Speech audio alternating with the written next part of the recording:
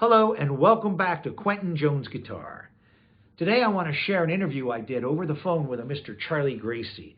Charlie is a very important rock and roll figure. In fact, Charlie is so important that when he turned 80 years old, Paul McCartney sent him a happy birthday video.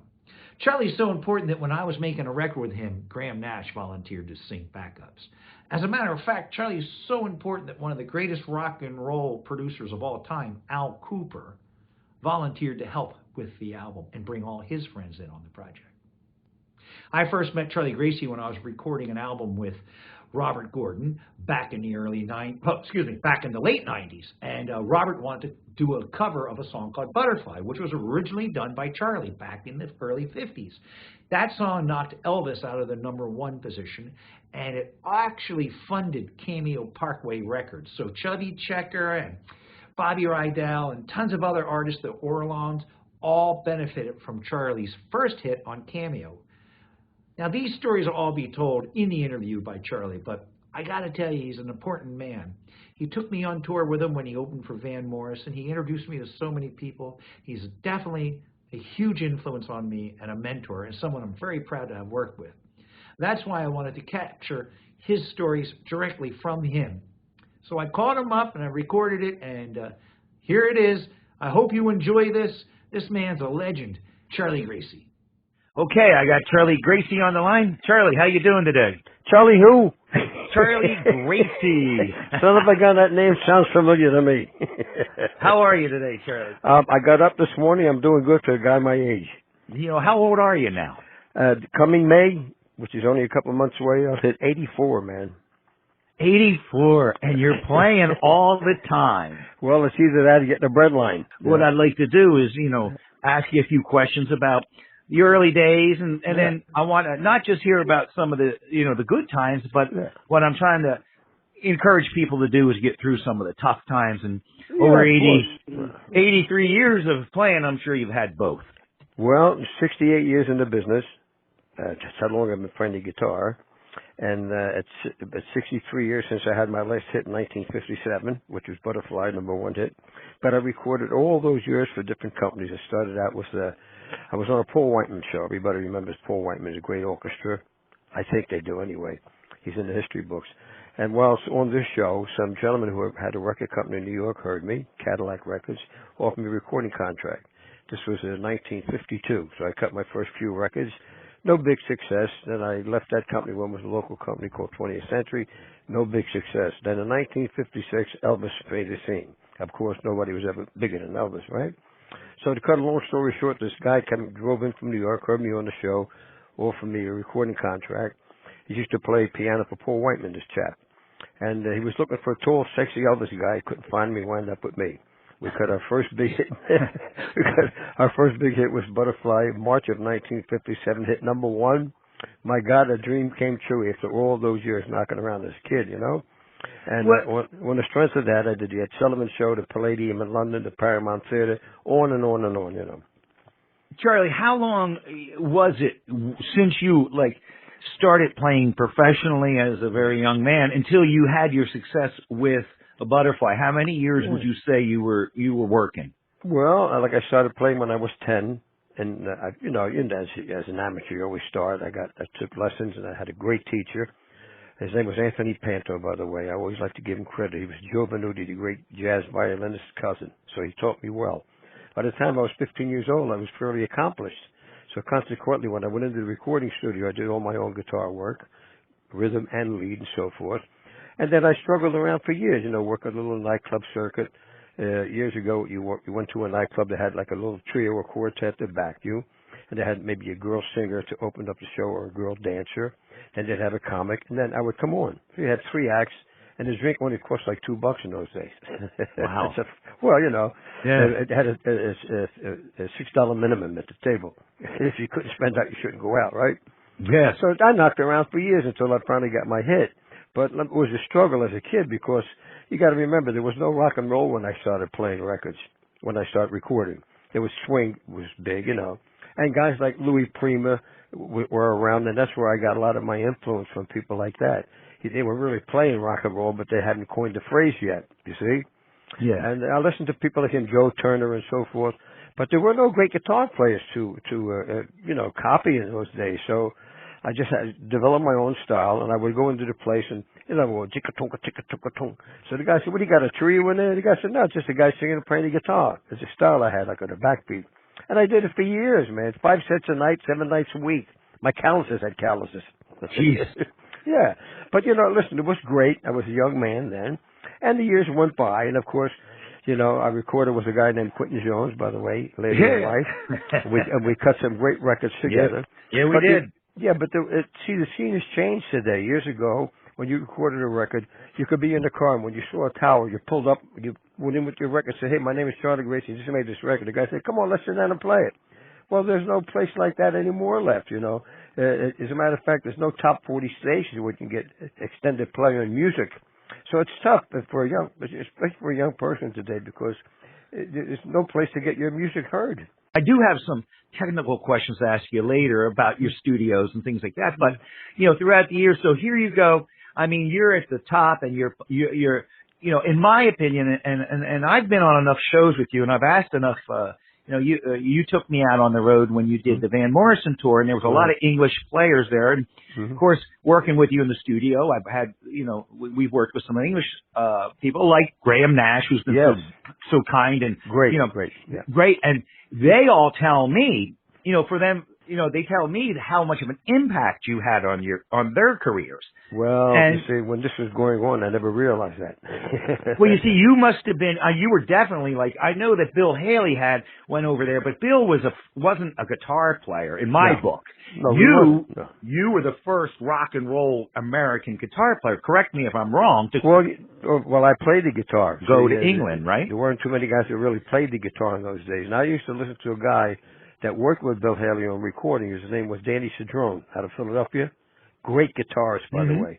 And he was like I never met the man. He fell down the steps and died at 36 years old. It's a shame. But what a great lick he played on Rock Around the Clock. Nobody's ever copied that lick perfectly yet, except that man. And he was a guy I used to listen to him, And guys like Barney Kessel and, jazz guitars. But you can't make any money playing that stuff. Even as a kid, I realized that, And I got into the commercial, sing and play, sing. As a matter of fact, I never was a singer until my father said to me, put the kazoo down. I said, and sing. So I never had a singing lesson, but I became a singer, and I think I did okay. I'm no Caruso, but hey, listen, I've sustained a long time in this business, and I've been through some tough years, even as a name, because, once you reach the pinnacle, there's nowhere to go but down. Right. And what happened was I got screwed out of a lot of money through the years with the record companies, Cameo Records, who I built and became one of the biggest selling record companies for 10 years in the business, screwed out of $500,000 just on my royalties alone. But I don't want to burden anybody with my problems, but that's the business. Even the Rolling Stones complain they haven't got all their money. So, that's tough, But that's what I think is inspiring. As myself, I've had you and I go back now quite some time. Yes. We started working in the last century. Yeah. But, the inspiration to me to keep going and going through tough times, as all musicians do, my inspiration has honestly and truly been your example. And that's kind of what I wanted to, I want people to understand. Well, I never try to set an example. I just do what I do. I meet people who never met me before. So what do you do for a living? I say, I sing and play the guitar. That's it. You know what I mean? Right. You want to find out about me, check the website. My son runs it and all that stuff. Gee, I didn't realize you played all over the world, Charlie. I said, well, I can't walk around with a sign telling you how good people love me, how much people love me. Even at this point in my life. I mean, I go a Switzerland gig coming up. It's already sold out unless the virus keeps us out of it. But I play England every year, Spain, France, Finland, Sweden, Holland, Germany. It's amazing that people know me all over the world. I never thought I'd accomplish anything as a kid, but I persevered. My father said, you get in there, you sing, and you learn how to play, you'll get a break someday. Well, I got a little break. Fortunately, it didn't sustain to the point where I made millions of dollars like the Beatles did and people like that. But as you mentioned, over the years, these guys came out of the woodwork. Van Morrison, Graham Nash, Paul McCartney, on and on, telling me, Charlie, if it wasn't for you, we'd have never gotten show business. Well, my God, I mean, what do you say? Thank you. I'm flabbergasted. I never thought I impressed anybody. I was just saying, you got to remember, when I went to Europe for the first time, they didn't even have rock and roll bands. I played the theaters 7 days a week, 2 shows a day, with a pit orchestra, with arrangements. I mean, if you think that's easy, you try it with I get the feedback from the theater. There were no things behind you giving you sound, you know. I was a pioneer, man, you know. Well, let me ask you, when you were out working and the guys of your peers of your time, Chuck Berry, Eddie Cochran, well, unfortunately Eddie had the accident and everything, but when the British invasion hit, did you guys feel it at the time, and what did you think?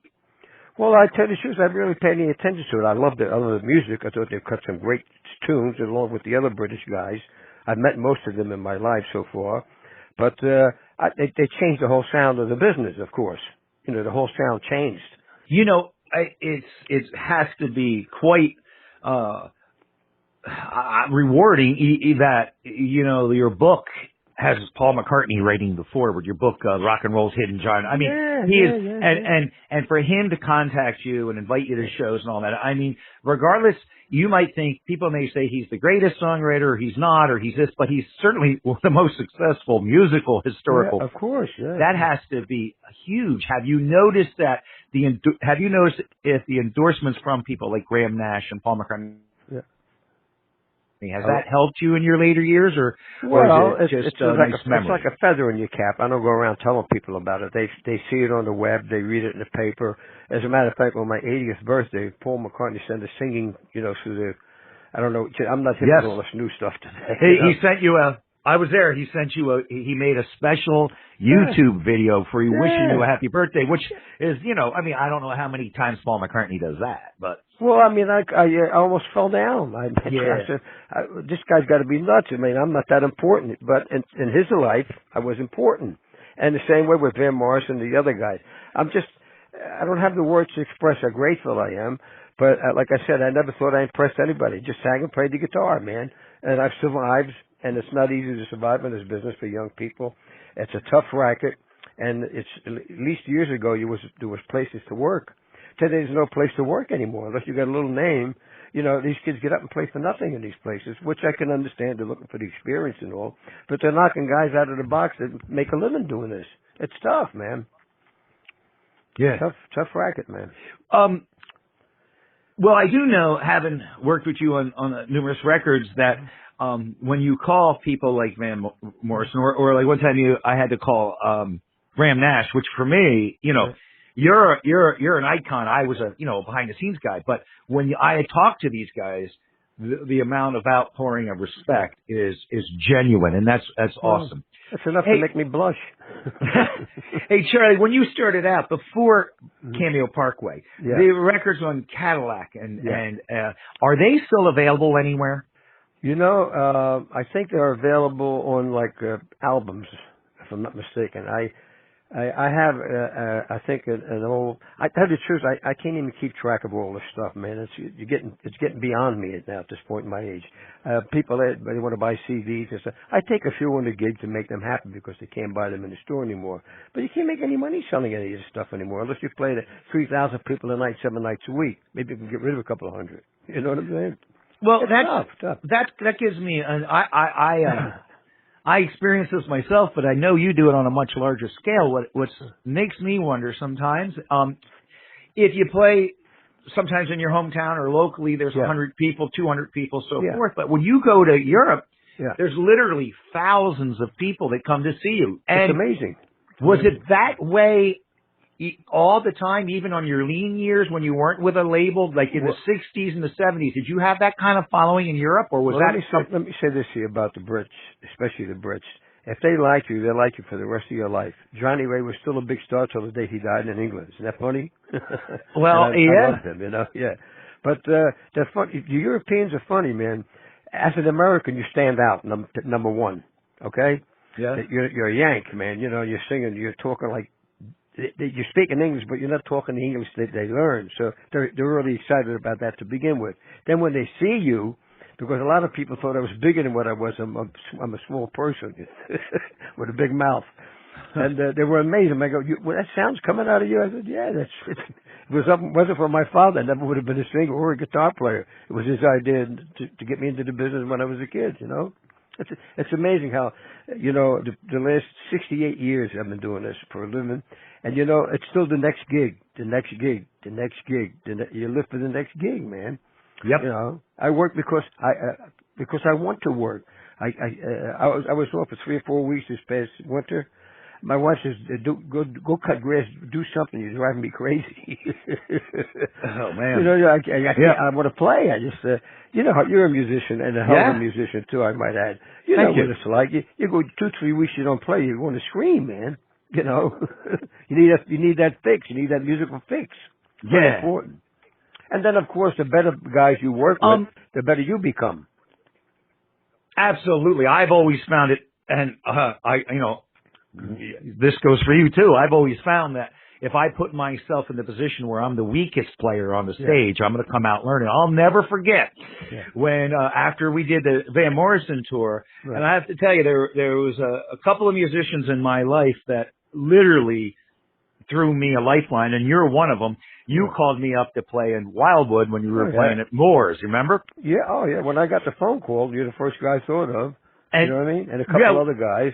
And we, you know what? We hit a home run too, because Van said to me, Charlie, you're as strong now as you've ever been. You guys did a great job. And it was only 29 minutes we were on, remember? I do. I tell the story to people that are fortunate enough to hear it. I always tell the story how the second night on that tour, Van Morrison watched you. And on the first 2 nights, he was telling the audience, I'm not doing any of my hits. I'm only doing my new stuff, just doing the new stuff. Right. He saw you when he walked off the stage. He said to a friend, he still has it. You got a standing ovation that night. The next night, we all did. The next night, Morrison came out and he was playing all his hits. Because, those guys aren't going to let anybody get a standing ovation. I mean, Domino, all his big hits so much, and that's great when you can see a man make the headliner change his set. But the other thing was when we did the Wildwood stuff. Yeah. Oh, that was great, wasn't it? Yeah, but you said, I'll never forget, you said to me at the beginning of the summer, I said, what are we going to play? And you said, I don't know.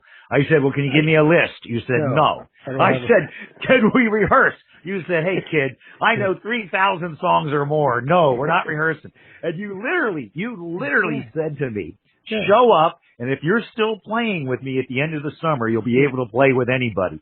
Well, that's the truth, isn't it? Listen, I just did a show in New York about a year or so ago called the Metropolitan Room, which is now extinct. I've closed more rooms in my life. And about 150 people in a circle, like a half moon, Yeah. Oh, just me and my guitar. No band, just me and my guitar and my voice. And, unless you got that aptitude, that's the toughest job in the world. Yes, it is. Yes, it is. And you know what? They couldn't. I couldn't get the hell off. I'm doing that. I was off for 2 hours, man, but by myself, But you know what? With my repertoire, I was raised in the late 30s, 40s, and early 50s. I mean, I got 10,000 songs I can do if I can remember the titles of them. You know what I'm saying? But that's the background you need to survive in this business. If you play one style of music and that style goes out, what do you do? Exactly. This is what I'm teaching in my course, is the versatility. And you, sir, are the king of that. And you were a heavy influence on that, because when I used to play with you, you would go from Sinatra to Chuck Berry to Buddy Holly to, Frankie Lane to Hank Williams. Tony Bennett, whatever. Anything. Whatever. And, I really want to teach people that is a key of survival, because. Absolutely. I want you to tell me a little bit, like, okay, so, after you had all your hits and everything, then one day it stopped, but you didn't. Now that's a story that happens a lot, and I've talked to people that when the career stops, so do they, and they start doing other things, or they have problems. You just kept going. What inspired you to do that, and how did you get through those lean years? Can you give any advice? Well, the only advice I can tell you is persistence, and to be prepared when something comes along, because every day is not a hit day. Even the greatest artists in the world don't have a hit every year. You know what I'm saying? Now, I only had the big number one, but I had 3 or 4 top 20s, and I had 7 in Britain. I was bigger there. I sold more records there. That's why when I go there, I can still fill that house. But it's a difficult thing.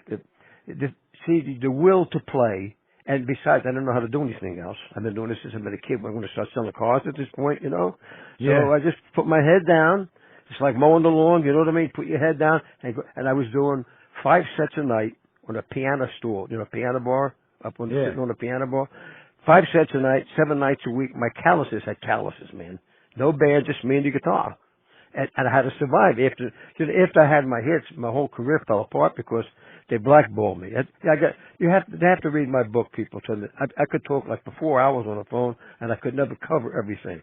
I went from rags to riches to rags within 2 years because not through any fault of mine, but the way the business is. There's a lot of crooks in the business, and I got screwed, man, just in plain English. That's all I can tell you. Not only me, but thousands of us got that in our careers. It happens. But what are you going to do? You quit and start selling insurance? I said, damn it, I'm going to do it until I die. Well, I'm pretty close to the end now, and I'm still doing it. So it's a great lesson for young people. Never give up. You never know, success might be just around the corner. That's all I can tell you. Your point about being prepared, that's huge. When you called me about the Van Morrison tour and you asked me, could I do the tour? I didn't check with anybody. I said yes, because I figured anything else I could cancel. Well, see, the thing is this, you have the talent. I think I had the talent, and the guys in the band were talented too. And with no rehearsal, we did I this. know. You know what I mean? I know. But you know what? That's a to our musicianship. That's a tribute to our musicianship, that we're all decent musicians, that we can hear. See, hearing is the most important thing in music. If you can't hear it, you can't play it, man. You know what I'm saying? I know guys that could read, they read, and when you put them on a quartet, they can't play. Right. You know what I'm saying? Yeah. Yes. That's yes, a gift. I do. It's a gift. Believe me when I tell you. You know as well as I do. It's a gift. Yep. You're born with it or you're born without it. I'm sorry. All right. Well, listen, I'm going to put a link to your books where if people are listening, they could go get the book, because I highly recommend it. I think it's a great book. It tells a fantastic story about having good times and then bad times and good times. And I think I think that, like I said, a lot of players should buy it because it tells a great story. Yeah. Can I ask you a few questions about some of your studio work? And then I want to ask you a little bit about, I understand that you might be, you're doing a little recording and you've never stopped. No. So we'll get into that for a second. But the early days, and when you were at Cadillac, where did you cut those records? And what was the studios like compared to the today? Well, they had the tape machines, as you well know. The big tapes, right? I cut Right. all my things in New York. The first 4 or 5 records I ever made was in New York, with some great musicians, by the way. A piano player by the name of Luther Henderson, who was a great jazz pianist. Let me see the fellow name that had big noise from Winnetka. What the heck was his name? Bobby Haggart on bass. I mean, these guys have been around, like, they were already around 30 years before I even got into the business. And I can't remember the saxophone player's name. He played on a Lucky Strike hit parade, Angel or something. And that was it, no drum. I cut my first record with no drum. The guy said, Johnny, just keep playing the backbeat on the guitar. And you know what? I put that record on today, and it sounds as fresh as it did 63 years ago. It's amazing, isn't it? Man. So, and that's when I cut with them for a while. Then I went with 20th Century, a local company here in Philadelphia. No success, but you're building a rep. You're working. You're making $150 a week, maybe $200 a week. That was pretty good money in the early 50s. Most people were making $75 a week. My father was making $75 a week. I was making $150 and taking it back home to my mother to help the family out. And Sam? Yes. It was tough, man. And as a kid, I would go around to the tap rooms. My father and I, come on, get that guitar, Charlie. Come with me, damn it. And I'd sing and play in the afternoon for the guys and pay if I had them. I'd make $4 or $5. See, when you're a musician, even now at this point in my life, before it came to the worst, man, I go down into the subway, open my guitar case, and start singing and playing, making $100 a day tax free. You know what I mean? What other trade can you do that in, except if you're a musician? See? It's tough. It's always been tough, but it's tougher now because there's no place to work. There's no place to show your talent unless you get out and play for nothing like a lot of these kids do. Which I can understand the dying to play, but it knocks the professionals out of work. You understand? It kills you, man. First the go-go girls came in, remember? That knocked the musicians out. Then what you sing along with, what do they call them guys to sing along with the CD? Karaoke. I mean, you go in the joint, there's a guy, he's not paying anybody for anything, and everybody's singing at the bar and drinking, and you're looking for a gig. I started playing guitar in 1946, right after the war. My father bought me a $15 guitar. That's how I got in show business. It wasn't even my idea. It was his idea. Okay? Yes.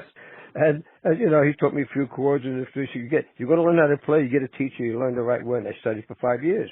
But at the end of that period, my teacher said to me, Charlie, you play as good as I do, you're on your own, man. And then as you play, you learn yourself.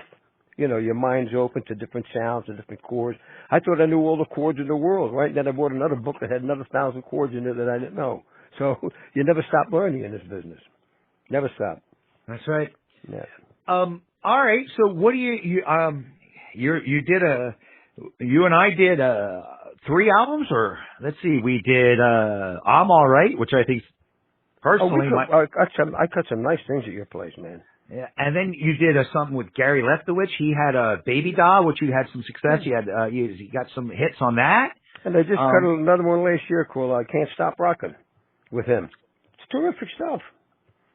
Oh, you know what? I can't get any plays anywhere. That's a problem. Nobody plays your records. How are you going to sell records if you can't hear it? I think sometimes people make records and then try to find the audience. I think you have to do it the other way around. Get the audience, You're right, then make the record. Man. You're right. Yeah. Listen, I've worked at 150,000 places in my life, and I keep going back. So you don't go back unless you're pleasing the public and you're working for at least a reasonable amount of money, because you can't make any big money in these clubs anymore. They're too small. You know what I'm saying? Yeah. And now I just came back from a 24-city tour of Britain. I played all the theaters there, 3,000 people a show. Places were packed, you know. Things like that keep me alive, because locally it's tough to stay afloat. It's tough to stay afloat, especially if you're unknown and you're a young kid starting out and they figure, oh, this guy's going to blow us out of the room. You know what I mean? Yeah, yeah. You got to be versatile. You got to go with the flow. If the guy says, I don't want any rock and roll in my room, I said, no problem. I play everything. I don't have to play rock and roll at all. You know what I mean? Right. You want Montemani, we'll work it. We'll work it out. Don't worry. Stardust, you got it. You know, but you got to have a repertoire big enough to fulfill these gigs. Otherwise, you're done. Yeah, absolutely. You know. Hey, I'd like to ask you one more story. And go ahead. So, did you watch Martin Scorsese's new film, The Irishman? No, I haven't seen it. No, not yet. I watched it and I fell off my chair because right there in the middle of it is it's about Angelo Bruno. Now, if you feel so fine to tell me a story about him and your father and you, I would love it. If not, I won't even. I'll tell you real quick because I got to run. What's going to happen now? I'm starting to make noise. This is before I had a hit record, right? Yes, sir. I had a cousin of mine. My father's cousin was a number writer. We used to call them number writers in those days. Right. His name was Cousin Benny. He said, Dixie, he said to my father, Angelo wants to talk to you. Well, we're Sicilians. You know what I mean? Yeah. No problem. So we met that afternoon, and we didn't even speak in English. We spoke in Sicilian, because I still speak fluent Sicilian as a kid. My grandparents taught me, right? And he said, here's what we're going to do, Mr. Gracie. We're going to take your son. We'll make a star out of him. We'll educate him. We'll clothe him, anything he needs, but he's got to listen to me. He's got to listen to us. My father got up and he said, with all due respect, he's my son. He does what I tell him to do. And we left. Within 3 or 4 years, I had #1 hit. If I was with some guys that had me by the throat. Oh yeah, you would have never had. They would have owned you. They would have. Well, they almost killed Al Martino, you know. No, I did not know. Oh yeah, he was with them. He had to go move to England for 3 years. First they beat him to a pulp, then they were going to kill him. Oh. Oh yeah, and Tony Bennett the same way. They didn't hit him, hurt him, but he bought his contract up for $35,000 in the early '50s. That was a lot of money. I never was connected with those people, even though we happened to be Sicilian. God bless the Sicilians. But my father said, you live by the sword, you die by the sword. You know what I mean? Well, at that day, if you were in the entertainment business, that's who was in the entertainment. It was I tell people there was no way that you could be in the music business or in the textile business or in the paving business or in the glass business. Hey, I worked for Moshe Levy. Who was worse than Moshe Levy? Roulette. I recorded with Roulette. I recorded with Decca. I recorded with some of the biggest companies in the world. Yeah. Name a couple? Didn't you do Coral Records? You did Roulette? Yes. Coral. I did President. I did Roulette. My God. I don't think I missed many studios. Everybody wanted to record me. It's fine. But I couldn't get nobody to play my records anymore. That's what happened. See, you got to get the book, because what happened when my career had a crash, it wasn't through entertainment. It wasn't through my talent. When I left Cameo Records, this guy had a combination in Philly with Dick Clark in it. They put the screws on me. I was blackballed. Sure. Sure. I was making $1,000 a night. I went down to $150 a week again. I couldn't get locked up. Understand? Yeah. You can't buck the system. I tried. Well, what happened is they're all dead, and I'm still here. That's all I can tell you. And you're playing, and you are entertaining literally millions of people all around the world. By the way, we cut a song called "And Now I Win," a gospel song. Do you remember that song? You know what? To me, that's still a hit record. If we could only get 10 stations to play it for a week. Well, 3 or 4 people have done that song now. They have? Yeah, they have. And I just heard another guy do it. And boy, I still like your version, I'll tell you. It's amazing. And I thought it was great. Yeah. Again, it comes back down to just being, and Now I Win was about, I wrote that about staying true to yourself, even though it's a gospel song, right? Let me tell you something before you get off.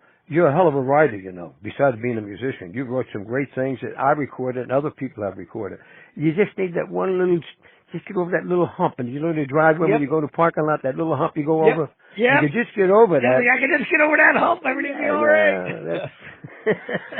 Well, Charlie, listen, I know you've given some valuable information here. I really appreciate you taking time out of your day. No problem. Today somebody had posted something about, Charlie Gracie, and I was like, he's the first thing I said, who? And I was like, never heard of the guy. And then, of course, this is a mutual friend of all of ours. And I said, he is the most important musician and one of the most important people in my life. And I myself want to thank you for taking your time out to. Well, listen, it's a pleasure. Talk. First of all, you're as the rabbi said, you're a nice person. You're a good musician. Thank you're a nice guy. What can I tell you? It's always a pleasure to talk with you. And I don't think our association is done yet. I still think we can come up with another hit.